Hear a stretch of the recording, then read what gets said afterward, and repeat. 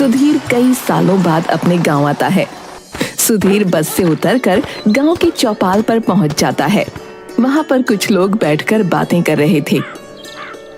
अरे राम राम काका, कैसे हो? अरे भाई मैं तो बढ़िया हूँ, पर मैंने तुम्हें जो है पहचाना नहीं। अरे काका, मैं राम नारायण जी का पोता सुधीर। अरे अच्छा, वो कितना बड़ा हो गया है? पहचान में ही नहीं आ रहे भैया। और फिर वहां से निकल जाता है। गांव के आदमी बातें कर रहे थे। अरे हाँ भैया, मैंने भी उस रहस्यमय ऑटो रिक्शा के बारे में सुना है। क्या सच में वहाँ वो ऑटो रिक्शा आता है? सुधीर अपने बीमार दादा के पास पहुंचता है, जो कि एक घाट पर लेटे हुए थे। दादाजी। अरे बेटा, तू आ गया। मुझे माफ कर दीजिए दादाजी, मुझे आने में बहुत देर हो गई। अब जल्दी से आप ठीक हो जाइए। मैंने जैसी ही खबर सुनी कि आप बीमार हैं, मैं पहली गाड़ी लेकर ही यहाँ आ गया। अरे कोई बात नहीं बेटा, अब तू आ गया है ना, तो मैं बहुत जल्दी ठीक हो जाऊंगा। तू बहुत थक गया होगा, जाकर हाथ मुंह धो ले बेटा और खाना खा ले। सुधीर हाथ धोने के लिए उठता ही है, तब उसे चौपाल के आदमियों की बात याद आती है, तो वहीं रुक जाता है। अरे दादाजी, मैं जब यहाँ पर आया तब चौपाल पर कुछ लोग किसी ऑटो रिक्शा के बारे में बात कर रहे थे। तो ये ऑटो रिक्शा की कहानी अभी भी गांव में चर्चित है। अब क्या मतलब? हाँ बेटा, ये ऑटो रिक्शा की कहानी तो बहुत सालों से गांव में फेमस है। लोग कहते हैं कि गांव की काली पहाड़ी पर एक ऑटो रिक्शा है, जो हमें किसी दूसरी दुनिया में लेकर जाता है। पर अब ये बात कितनी सही है, कितनी गलत, ये तो मुझे भी नहीं पता। और लोग कहते हैं कि काली पहाड़ी पर रात को ऑटो रिक्शा के चलने की आवाज भी आती है। अब पर तू इन सब पचड़ों में मत पड़। जा और हाथ मुंह धोकर खाना खा ले, जा। फिर सुधीर वहां से चला जाता है और रात को सोते वक्त उसे नींद नहीं आती और वो ऑटो रिक्शा के बारे में सोचता है। अब क्या सच में कोई ऑटो रिक्शा है जो दूसरी दुनिया में लेकर जाता है? अगर ऐसा हुआ तो ये तो मेरी न्यूज एजेंसी के लिए बहुत बड़ी खबर बन सकती है। मुझे पता लगाना ही पड़ेगा। फिर सुधीर उठकर काली पहाड़ी की तरफ बढ़ जाता है।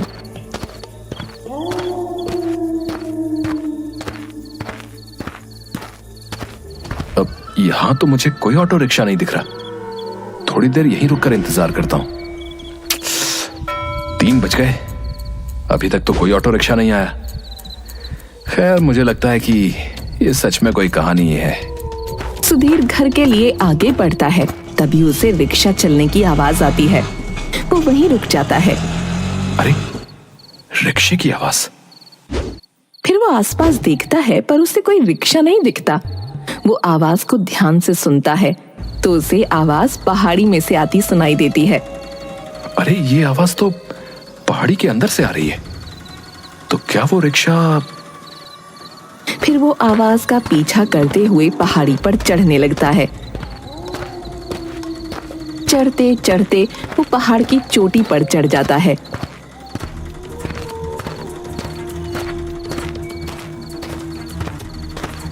पहाड़ी पर चढ़कर उसे एक बड़ा सा पत्थर दिखता है।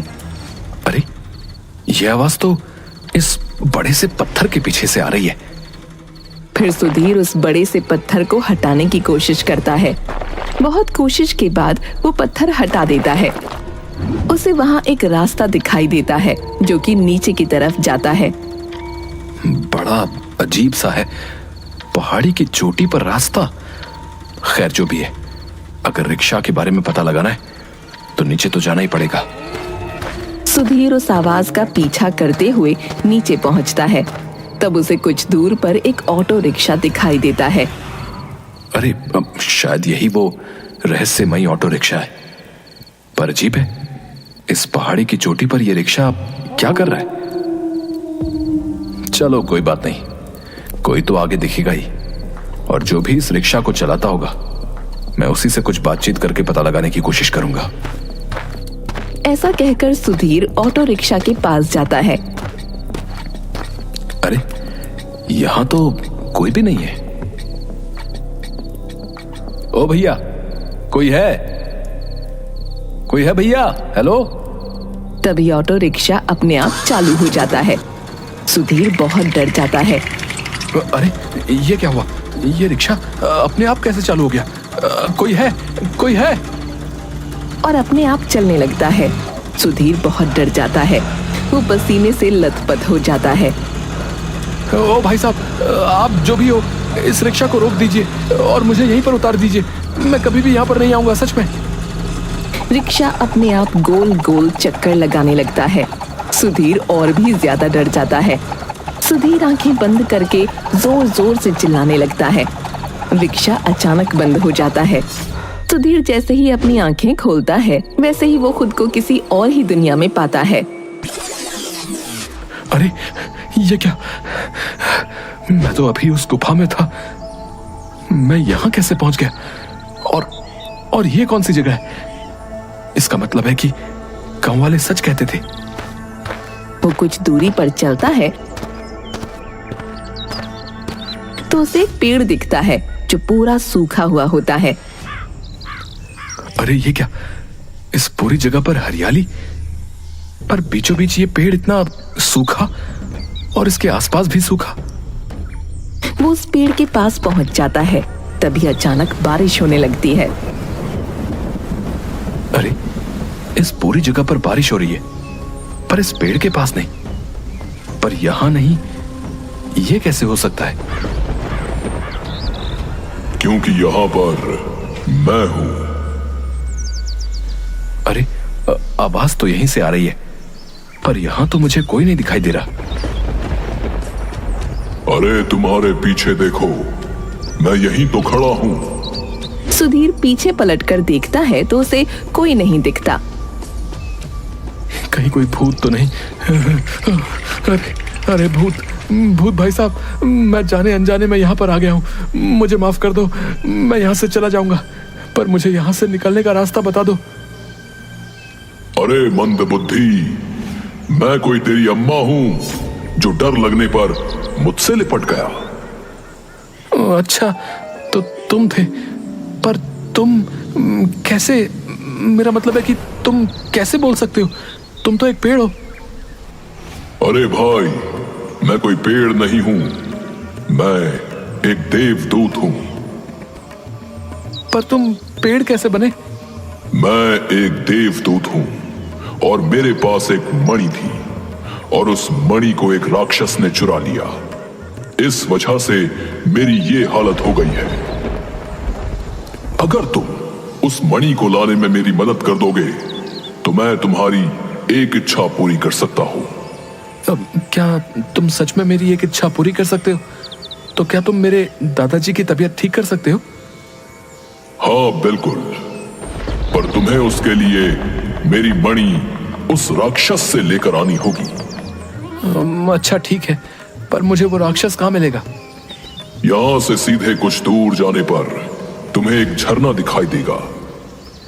उस झरने के पार उस राक्षस की गुफा है।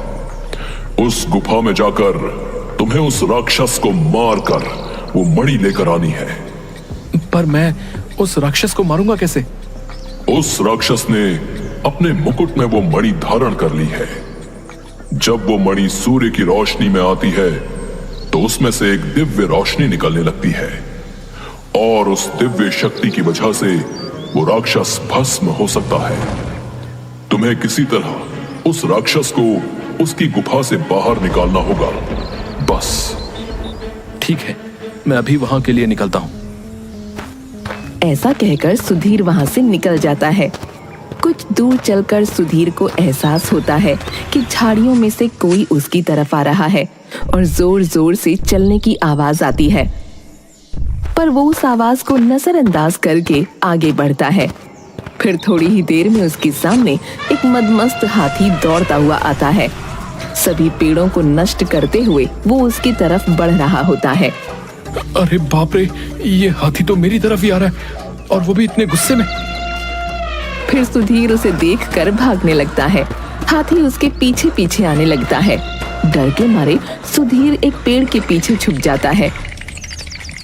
अब इस हाथी से कैसे बचूं? अगर मैं इसके सामने गया तो ये एक बार में ही मेरा कचूमर बना देगा। अरे अचानक ये हाथी कैसे गिर गया? अरे बाप रे, इसको तो बहुत चोट लगी है और खून भी बह रहा है। अच्छा, तो ये इसीलिए इतने गुस्से में था। फिर सुधीर हाथी के पास जाता है और अपने कपड़ों से उसका खून साफ करता है और उस पर प्यार से हाथ फेरता है और आसपास से कुछ पत्ते लेकर जख्मों पर पट्टी कर देता है। मेरे हाथी महाराज, आपको पट्टी तो लगा दी है, अब इतना दर्द नहीं होगा। ऐसा कहकर सुधीर वहां से चला जाता है।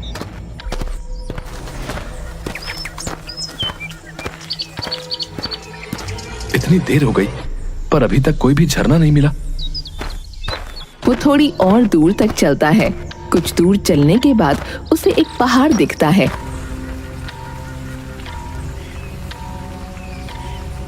झरना तो पहाड़ में से ही निकलेगा, तो इसका मतलब है कि मुझे यहीं कहीं आसपास झरना मिलेगा।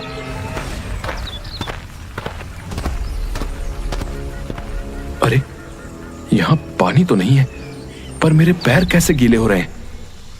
फिर वो जमीन को छूकर देखता है तो उसे पानी का सा एहसास होता है।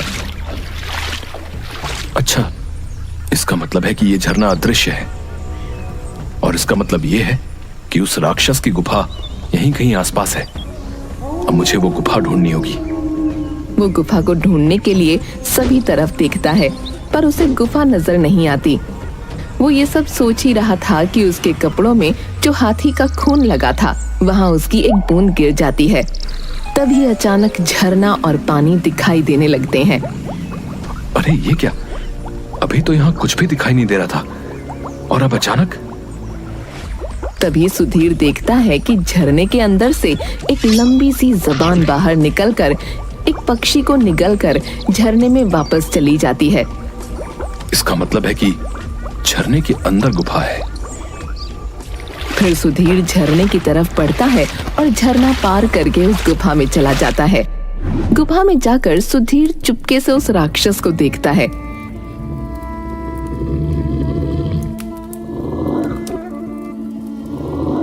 अरे बाप रे, इतना खतरनाक राक्षस! इससे मैं मणि कैसे हासिल करूंगा? लगता है ये सर पर जो मणि है वो उस देवदूत की ही मणि होगी, पर वो मणि मैं हासिल कैसे करूंगा? सुधीर गुफा को देखता है। तभी वो राक्षस सुधीर को देख लेता है और उसके पास आ जाता है।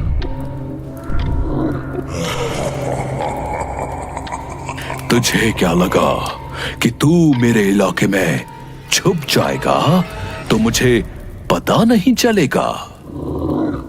आज तो मैं बड़े दिनों बाद इंसान का खून पीऊंगा। और उसे जमीन पर पटक देता है। ए राक्षस, मुझे ये मणि दे दे। ये मणि तेरी मौसी ने दी थी क्या, जो तू वापस लेने आया है? तो क्या तेरी मौसी ने तुझे जन्मदिन पर दी थी? मुझे सब पता है। तूने ये मणि उस देवदूत से चुरा ली थी। अच्छा, तो उस देवदूत ने तुझे उसकी सिफारिश लेकर मेरे पास भेजा है। पर तू ये नहीं जानता कि तू यहां से जिंदा नहीं बच पाएगा। ये तेरी गलतफहमी है राक्षस। ये मणि तो मैं तुझसे लेकर ही रहूंगा।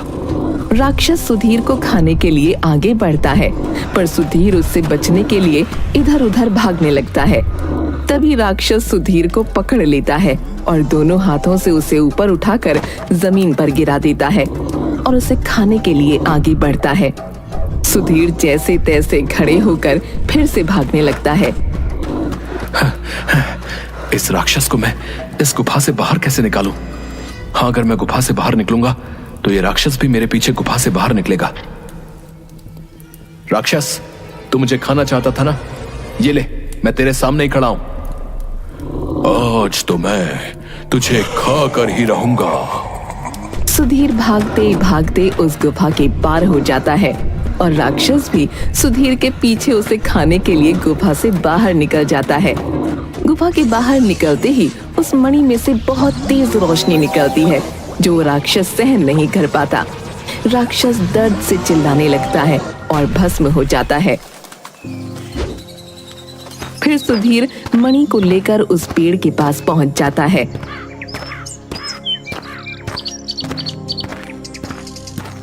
अरे, तुम मणि ले आए, अब इसे मेरे बीचों बीच लगा दो। सुधीर उस मणि को पेड़ के बीचों बीच लगा देता है और वो पेड़ फिर से देवदूत के वेश में आ जाता है और चारों ओर फिर से हरियाली हो जाती है। अब बताओ, तुम्हारी क्या इच्छा है? मेरे वादे के मुताबिक मैं तुम्हारी एक इच्छा को पूरी कर दूंगा। क्या तुम मेरे दादाजी की तबीयत ठीक कर सकते हो? वो देवदूत अपनी शक्तियों से सुधीर को एक जादुई जड़ी बूटी देता है। ये लो, ये जड़ी बूटी। जैसे ही तुम अपने दादाजी को पिलाओगे, तुम्हारे दादाजी की तबीयत ठीक हो जाएगी।